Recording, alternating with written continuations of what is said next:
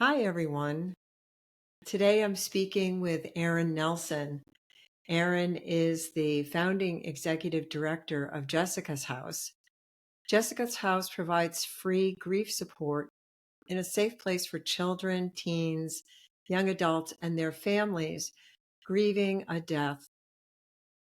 Her connection to grief work began when she was widowed at a young age and facing raising two young children after the death of her husband, Tyler. Shortly after, she experienced another devastating loss when her mom died by suicide, leading Erin to raise her 15-year-old sister. These experiences revealed to her the importance of grief support for children and families. Also, in 2019, her grief deepened when her son Connor died in an accident. I met Erin at a training for people who are going to be support volunteers at Sharing Kindness, an organization on Cape Cod in Massachusetts. You can hear more about Sharing Kindness in the episode that I did with the executive director. But Erin was one of the facilitators of the group, and I was so taken by her warmth and her caring and just her presence, which was so calming. And she was just so understanding of all of the collective grief of the people in the group, as well as each individual, and understanding what we were going through. And also, if we had children or young adults in our families that we were trying to support as well. Erin is also a certified trauma practitioner through the National Institute of Trauma and Loss in Children. She brings this professional expertise and personal insight to her work with families. Recently, she co-authored the book When Grief Comes Home with Jessica's House staff member Colleen Montague. And Colleen and Erin also co-host a podcast of the same name, When Grief Comes Home. So if you are grieving loss and you have children or grandchildren or just friends that have young children and there's a struggle to find out how to support these children in their grief, I really encourage you to listen to this episode. Erin's got a lot of great advice. So I hope you enjoy our conversation.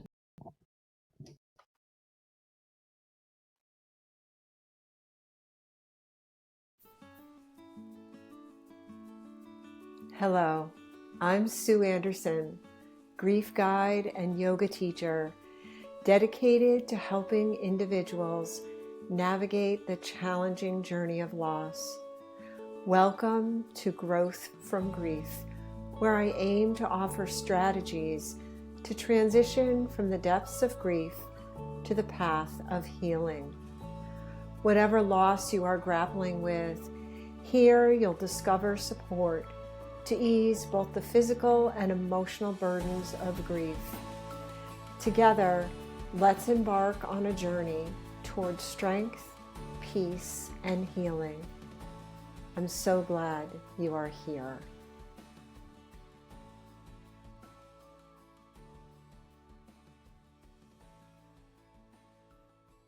Hi, everyone. Welcome to this episode of Growth from Grief. And I'm so pleased to have Erin Nelson, who is the executive director of Jessica's House, on the podcast with me today. So welcome. Thank you so much for having me today, Sue. I'm just so grateful to be here on your podcast. Thank you. I'd like to start to invite my guests to talk a little bit about their story. And, along with your story, maybe share maybe it's challenges you had in terms of finding support or what support you did find. So that would, I think that's always really helpful to listeners. Absolutely. So, my very first loss was many years ago when my husband Tyler died. He was up in Alaska fishing with his friends, and he had a mid-air collision. As you know, when people are flying in Alaska, it's kind of like they're driving because there are so many remote areas. And so I got that classic middle of the night phone call, and my children at that time were 5 and 3. My daughter was 5, my son was 3. And that was my first introduction to grief. I had never really experienced a lot of grief in my life. I was a young mom. And so as I began processing this very big loss in my life, I began to realize that, my children also were grieving. And I wanted to support them the very best I could because everything had changed in our life, just our Mm. daily lives and meal times and playtimes, and just everything had changed. And it was so disorienting. Yeah, that I also when my son was 15 months old, I lost my husband, my first husband, suddenly as Mm. well. And it was very disorienting and really Mhm. just not sure what to do. So I understand, completely understand what you're talking about in terms Yeah. of what happened to your husband and your circumstances. Um, and so what are the resources that you found? Like, how did you find things? What was Mhm. helpful to you during those early days? Yeah, during those early days, of course, you are just trying to survive. And sometimes you wake up and you say, wow, that really happened. You can't even believe that you're living in this new reality. And Mm. I think something that I found very helpful was just friendships, people in my neighborhood and at church, and really feeling surrounded by a community. I was really grateful for that. We live in a fairly smaller town in the Central Valley of California. And so, very grateful that I did have that support from friends and just the community. So that's something that I really leaned on. I had one particular friend who came over for almost 9 months, almost every day. And she really did what we like to call here at Jessica's house. She was a companion, and we call it like an alongsider. She was my alongsider. She came alongside me in laundry and the dishes, and we took the kids to school together and picked them up. And I was very grateful that she really gave so much time to our family, and it was very stabilizing to just have the presence of someone else. And as I've gone on, I've often thought about that time in my life. And I think as I went on, I realized that not everybody has an alongsider, and we needed to build something in our community that really could be a resource that was ongoing for families who are grieving. I like that term alongside her. And what also strikes me about that is some people don't know how to be Mm. an alongside her, right? Yeah, it's so true. It's very difficult to be a friend or neighbor to someone who has had a profound loss. I always think about it as like we have like maybe a bullseye that we're trying to throw a dart on, and we're trying to hit the middle, but you want to be helpful. And you want your support to be something that they need. And so much of the time, you're just trying things, right? Right. And there are so many practical ways that we can come alongside someone. I think what she did was, like I said, it was very natural and we were very close. And I think the proximity of someone really makes a difference. And so we like to really talk about, we had kind of have a house analogy at Jessica's house where we say we have those people that we kind of let into our most private spaces in our home. And even our listeners today could probably think about those people where they say, that's my person that I Mm. want in my, just my closest people. And then we might have people that are more in the kitchen, people that are in the living room. And then there might be those front porch people that maybe you don't, their presence doesn't bring you strength as much as that person that's in kind of your bedroom, maybe. And so I think you can think about people in different categories because there are some people that can even be someone who organizes the support you might need. Maybe they're the people that are organizing meals. We had one family who just brought an ice chest after our son Carter died and put it on our deck. And every morning I would go outside and there would be ice and new fresh drinks in this ice chest. And I had no idea when they even came to fill it. And so some of those practical ways of just saying, hey, I'm running to the store. What can I get you?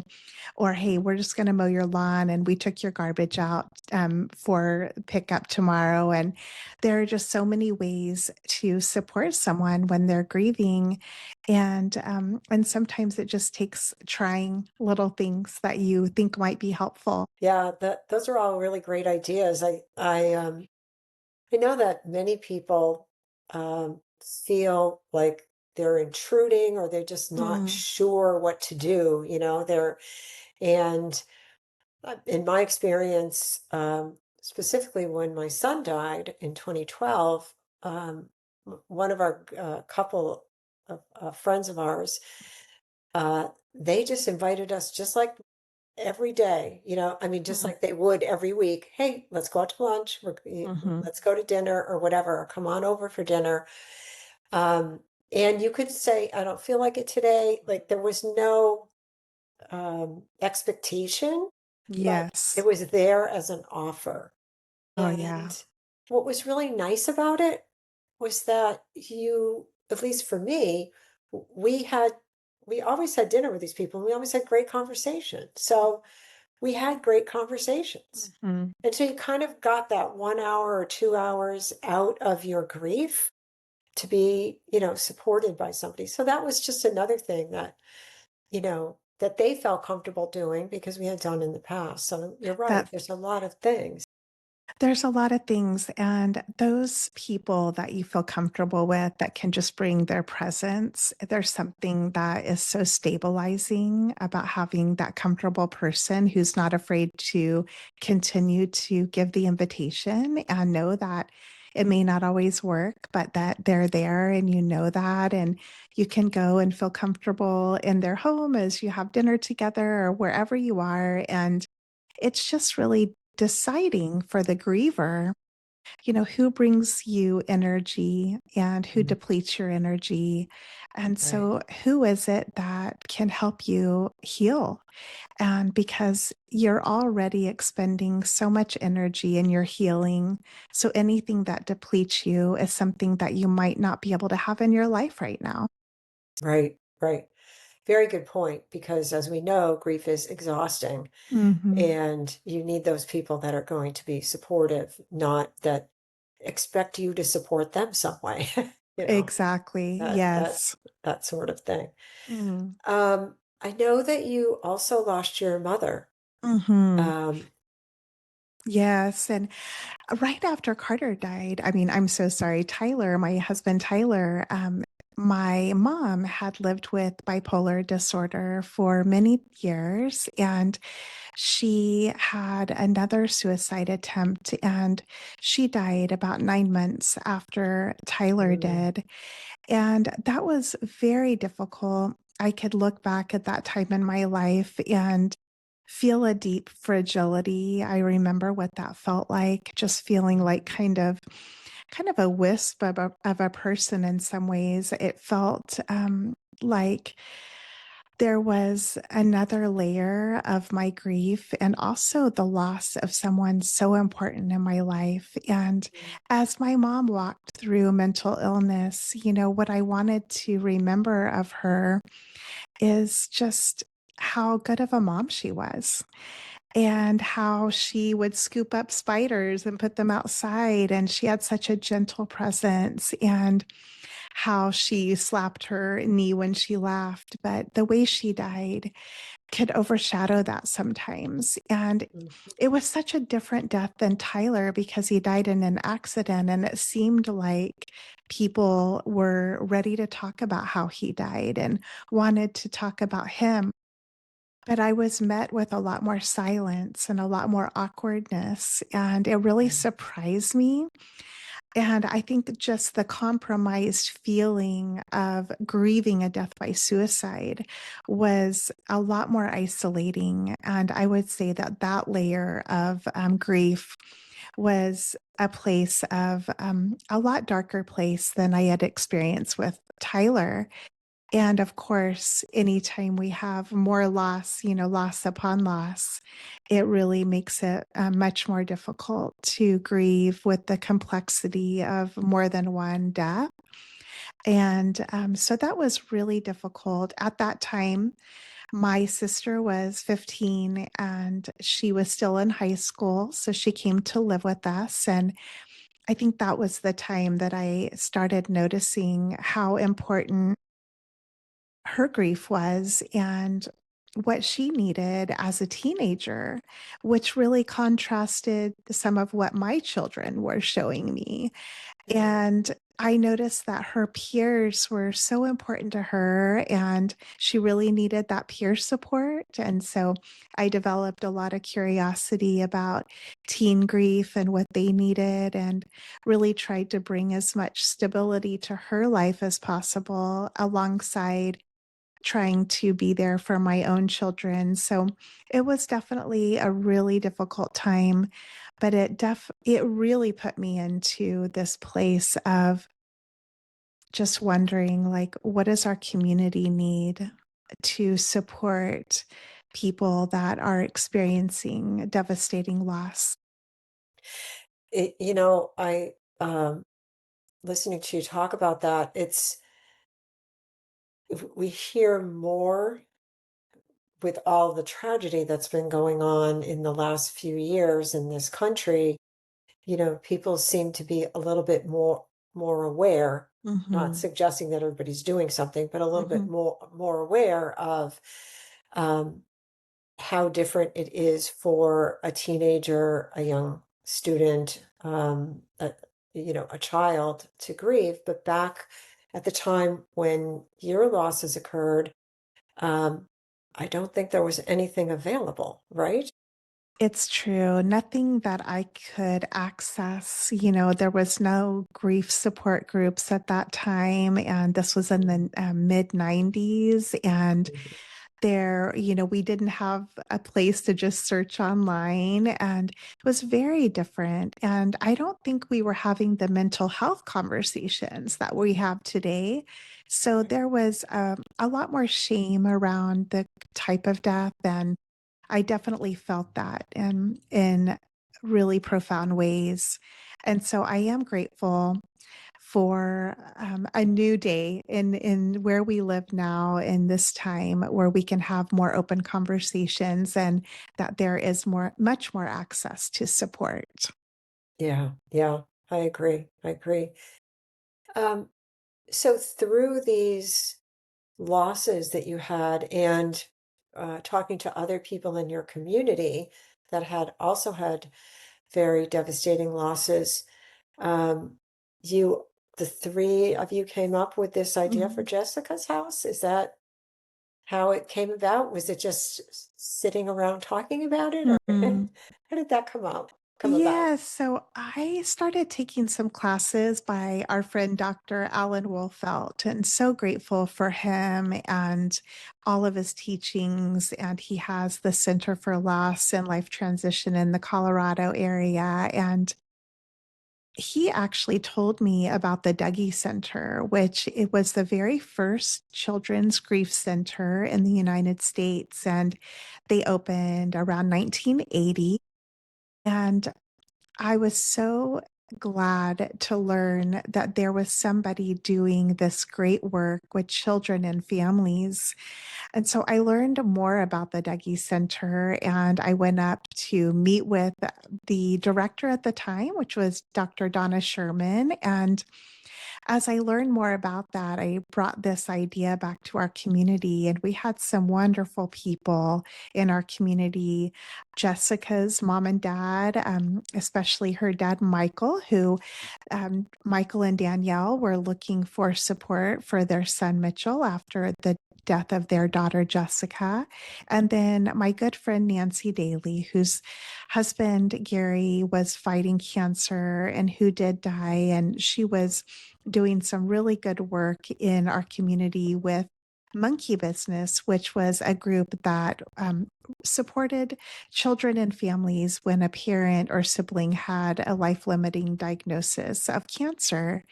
And so we came together and just thought, what can we do to bring this extra support to our community? And we were approached by our local hospital. So Jessica's House was launched as a department of our small nonprofit hospital here in our town of Turlock, California. And we were so grateful to open in 2012. And we started literally with just one child, and we grew and grew, and we became 25 and then 50 and then 100, and we kept doubling in size. So we are now serving about 800 children, teens, young adults, Wow. and their adult caregivers. We have never strayed from the Dougie Center model, which is peer support, and it's families coming together every other week for an hour and a half with as much commonality as possible. And it's completely free for families. We have dinner together, and then we get together in a circle, and each age group introduces themselves. And also, there's so much expressive kind of arts that goes on through movement and art and music. And that is for the children, teens, young adults. And then the adults are supporting each other and their groups. So it's really for the whole family. And this model has really inspired so many different grief centers around the country and the world. And Mhm. so we stay so close to that model. And I know our listeners can look up the Dougie Center if they're interested in learning more about that Where is that based again? in Portland, Oregon. Portland, Oregon. Mhm. Okay. Yes, yes. Yeah, we are so grateful. And it's such an honor to be with these kids as they're grieving. Every child, teen, and young adult who comes to Jessica's house has experienced the death of a parent or a sibling. And as they come into group, we are just really, they're in a circle with their peers, and they can talk about, what they miss. Something that we've been talking about in group lately is how has your day changed? And they want to talk about that. And they want to talk about how different dinner is, or how it used to be their dad who took them to school and now it's their mom. They want to talk about how even in their car, their sibling used to sit in this one seat and now they're not there anymore. Mm. And they really are just so open. Something that I really appreciate about a child who's grieving is that they often really know what they need. And at Jessica's house, we have different rooms, and we have a sand tray room, we have a volcano room, we have a hospital room. And these are all therapeutic spaces where they can choose to go where they want to express. And I'm always so intrigued to see where they will want to go. And it's amazing the work that they will do. I had a child not too long ago who we have a cocoon chair where they can climb in and get all like tight in this swing. And I just would just swing them back and forth. And, it's so calming. And they find ways to calm their bodies and calm their minds. And even we have an outdoor low ropes course where they can bring all their attention in order to walk across a log. And anytime they're bringing their attention in that way, they get to give their brain a break from the worries they may have. Right. And they can reflect on that. Like, what does that feel like? You know, you can't actually worry and catch a ball at the same time. Right. So even just doing something like that therapeutically can really help them as they process their grief and as they may express common worries. And something that we have learned is a child who experiences a death may say, you know, I never thought this was possible, that my mom could die. And now I'm kind of worried about another family member dying. And so they can talk about that and really express that and also have their other group members say, you know what, I think about that too. And then they feel less alone and it doesn't seem like such a worry that doesn't make sense because it does make sense. And of course, they're worried. And they can have that kind of affirmation and sense of belonging in a group setting. And so it's amazing to watch the healing and the transformation that can come when they have this time in group. That's so amazing.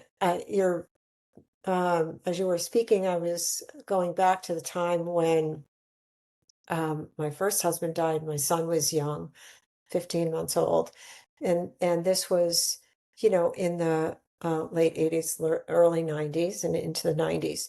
So not a lot of support, not really sure what I was supposed to be doing, and my reaction was not to talk about it because I Mm, didn't want to upset, mhm, oh, I don't want to upset him, mhm, which, because that's what I thought I should do, not mhm, really talk about, not cry, not do all mm. that. Um, do you find that parents still might have that same kind of feeling, or are they a little bit more aware or open, or what's your experience with the parents?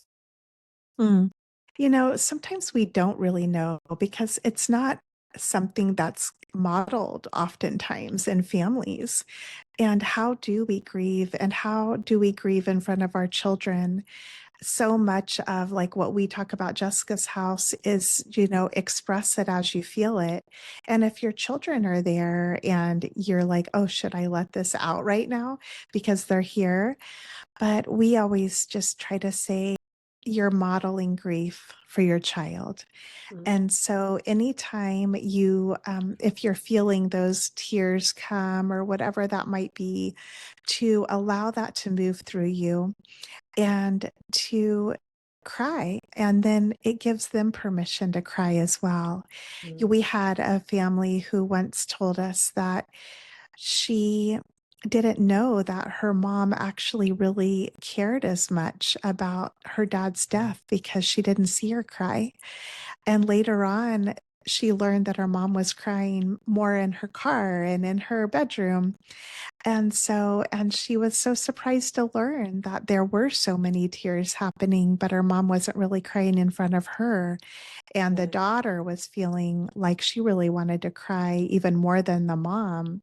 And so you just never know how everything's expressed, but to find comfort in expressing more as you feel it, because that energy of grief, sometimes once you feel it and if you suppress it, sometimes you don't get that opportunity to let it move through you the way it needs to more organically. So being able Right. to really allow it to flow is so important. Do you have families or children that have gone through the program and then come back to volunteer? We do. We have several. One child who was one of the very first in our program as one of our youth ambassadors. She's actually, she'll be a guest on our podcast when Grief Comes Home in the next few weeks. And is at Boston College right now and Mm, just pursuing child psychology and applied psychology, and I know is interested in doing something in this field. And it's so it's so encouraging to watch healing happen and watch post traumatic growth where children, when you think about them and experiencing trauma, if they have support, they are more likely to go into helping fields and to want to make a difference. And watching kids like Audrey start to pursue that. And she's been on staff with us even in the summer. And it's so wonderful and inspiring to watch her. Yeah. Yeah. Is there, or are there particular differences between the way that children grieve and adults grieve? Hmm. We talk sometimes about dosing and how you never feel the full weight of your loss all at one time. When I think about my husband, Tyler, he died in June. And in October, it started getting cooler outside. And I'll never forget being outside with the kids one night and realizing, oh my goodness, like I think it's time to have our first fire. And I realized in that moment that he was our fire builder. He always built the first fire.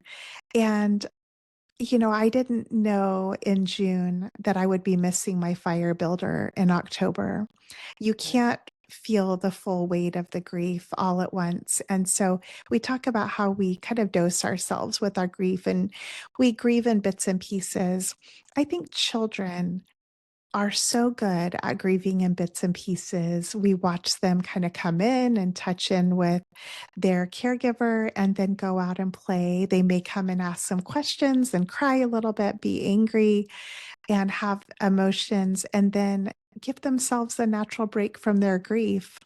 And I think that natural kind of organic way of a child grieving really shows us so much as adults on kind of just that cadence of how grief comes. And we've heard, I know, so many times that it can come in waves. And it really does have this, this building, peaking, and receding kind of nature. And children will really show us the way in that aspect of really noticing that in them, and they really integrate in that way and can express.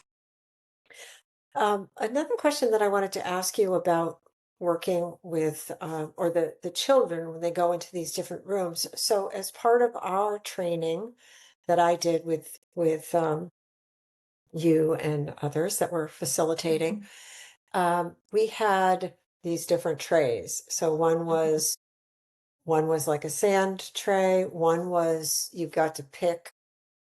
Got it's like animals or people, or there was these mhm, little bins, and you picked things, and then I believe you set them up in this um, kind of like a diorama sort of thing. mhm, Um, and then as the facilitator, so we were being the child, the person that was grieving, and as the facilitator, you would ask,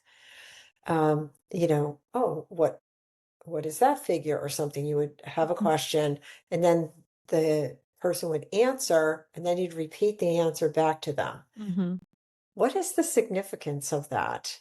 I think mm, that's so interesting. Instead of saying like, "Oh, that's your dad. What do you think about your dad?" Like going off on mhm, this conversation, mhm. where instead of that, it's like you're keeping it to what they said.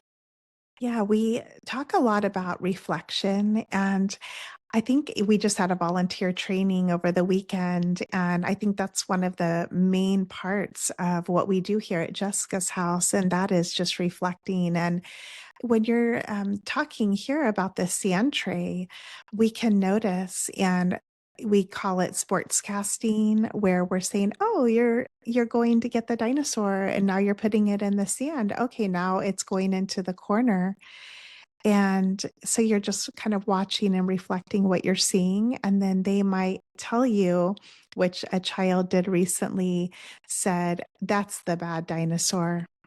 And then went and got some more dinosaurs and they were in a little pod and they said, "Oh, now they're safe because they're together with their family."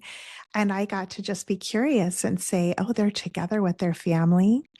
And they can deepen that conversation and tell a little bit more about why and how the bad dinosaur could try to get them.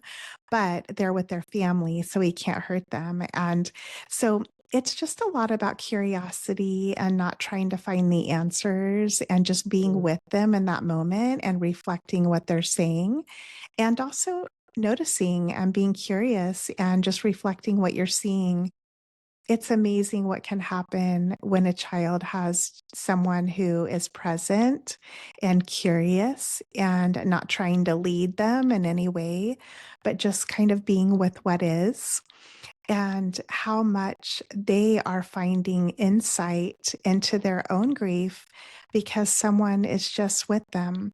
Because so much of what they're needing to express is inside of them, and they can do that so naturally if we give them the space and the chance to do that. You just made a comment saying about, not trying to solve the problem. And I Hmm. think as adults, that's what we want to do. Even when with our own grief, we're trying to figure out, okay, how do I fix this? Hmm. What do what, tell me what to do and Yeah. I'll do it so I Hmm. can, not feel like this. Yeah. And of course, we know that you have to feel it. You have to feel it. And just as we, as grieving adults, know our grief is unfixable. Mm. And when someone sits with us and is just there present, and their presence is giving us strength, and they don't have to move us along, they can just be right beside us and let us be where we are and trust the grief process.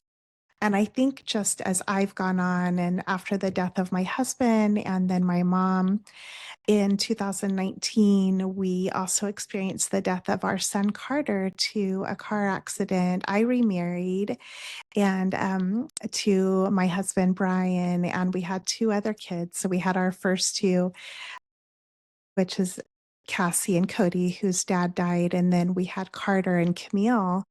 And in 2019, when Carter was 20 years old, he died in a car accident. And Mhm. so through that grief, I think, as I've noticed, it's really, it's something that I just have to be in and have this very raw and, just it's there's nothing anyone can do, but I can feel the strength of others surrounding me and being with me in my grief, and trust that I really trust that grief process. And what I've learned is if I allow it to be what it needs to be and be with whatever it is that I'm feeling in the moment, letting it move through me, then I can get to the other side of that moment. And sometimes we say, just we use the analogy of like a storm, and where, if you may have heard that a buffalo gets through the storm because he turns around and faces it, and that's how he gets to the other side of it. And I think when we trust the grief process, we learn to kind of face it and not try to run from it. And what I know is that the storm never lasts forever. And Mhm. it does, when you are with it, is you are with the building peaking, it will recede. Whatever that strong emotion is, whatever that kind of feeling of desperation and chaos and turmoil, it will it will recede. And we can really trust that. And so as we grieve really profound deaths, just trusting that process, and that as we do that, as we do the work of it, that we will integrate over time. Mhm. Mhm. You are reminding me of readings by people like, books, I'm sorry, by people like Thich Nhat Hanh that's Mm, advocating just, breathing and staying with it, and maybe even Mhm. just repeating a mantra that's I am breathing, Mhm. I am breathing, and allow Yes. yourself to feel Mhm. so you can come to the other side. And Mhm. it's not easy, No. of course, and it's scary, but you will release some of that grief. Mhm. And so the next time that thought comes up, maybe the intensity of the Mhm. emotion is a little bit less because you've been able to release some, to let some. Absolutely. That's so true, Sue. That's definitely been my experience as well. And it gives you hope to know that it does lessen in its intensity. And yeah, that's very hopeful. Yeah, yeah. Um, so congratulations on your book that Mhm. was released in February. And I wrote down the title because it has a subtitle that I wanted to make Mm. sure I also acknowledged. So the book is called When Grief Comes Home, A Gentle Guide for Living Through Loss While Supporting Your Child. Mm. And it came out in February. It's on Amazon. It's a Kindle book, correct? Or is it? Yes, it can be. Yeah, it's where anywhere books are sold in different forms. Mhm. Okay, good, good. So tell me why you decided to write the book. Mm. This book has been in my heart since Tyler died, really. I remember listening to a woman who had lost her husband, and back then it was like a show on the radio, and she had written a book, and I just immediately literally got in my car and drove and bought the book. And it was a lifeline to me. I Mm, just felt like I didn't know anybody in my real life who had experienced the death of a husband. And I just held on to her words and I wanted to feel less alone. So this book has been in my heart. I always have wanted to help other people who experience losses and also realizing that what we do at Jessica's house every day is that we can actually share so much of what we've learned from the parents who have been in our program these past several years. And we wanted to pass along their wisdom. So mm. it's a little bit memoir, and I have a wonderful co author, Colleen Montague, who's a marriage and family therapist. And she is our program director here at Jessica's House. And so we teamed up to write this book as a resource for parents who have experienced the death of either a child or their spouse or partner, and they're raising children who are grieving the death of their sibling or their parent. And we wanted just to give them some practical ideas on how to support their children, but also really take good care of their heart as well. Yeah, great, great. I'm going to download it to my Kindle so I can Mm, take a read. thank you. And you also have a podcast that's of the same name, correct? We have a podcast again, very much geared towards parents, and we just try to talk about common topics of from parents who are grieving and just really stay with that. And we've been having some guests. We're going into season 2 and really grateful to have some guests this season and just continue to be a resource for parents. That's great. That's great. At the airing of this episode, we're close to the holiday season. Mhm. Um, are there any specific things that you would like to share with our listeners about, um, if you and your child are grieving a loss, Mhm. or maybe point us to some resources on the website that would be helpful. Yeah, this time of year, I think we really feel it in our bodies that the holidays are coming, and facing the holidays without your loved one is really, really tough.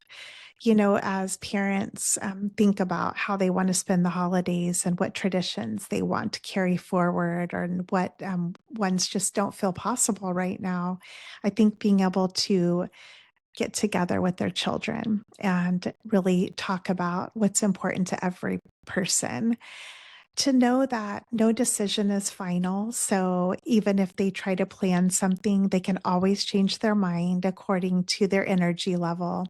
I mean, when I think about the holidays, it's a lot of energy when you're not grieving.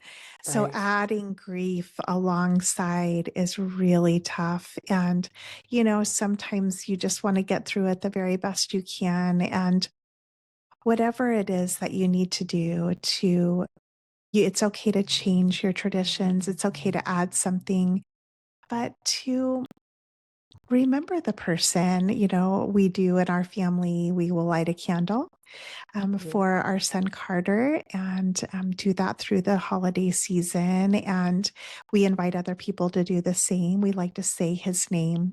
We like to do a toast when we're together. And we will always want to remember him. Sometimes we'll just gather in a circle and hold hands and include him in a prayer. And so thinking about, how do you want to include that person? Because, the their absence is on everybody's shoulders. You feel Right. it, you feel it and want to honor them and also honor yourself and be really, really gentle with yourself during this season. Thank you for that great advice. Any last parting words you'd like to share? Well, Sue, I just want to say thank you for all the good work you do, especially just for the yoga and all of the embodied practices that really heal us. And so you're doing wonderful work, and I've been such a grateful recipient of the good work that you do. So I just want to say thank you and thank you for what you do in the world. And I'm really grateful for you. Really glad to know you and that we got connected through grief support in that training. Yeah. Thank you. And thank you, listeners, for joining us in this episode. I hope you have a great rest of your day, and we'll see you again soon. Thank you.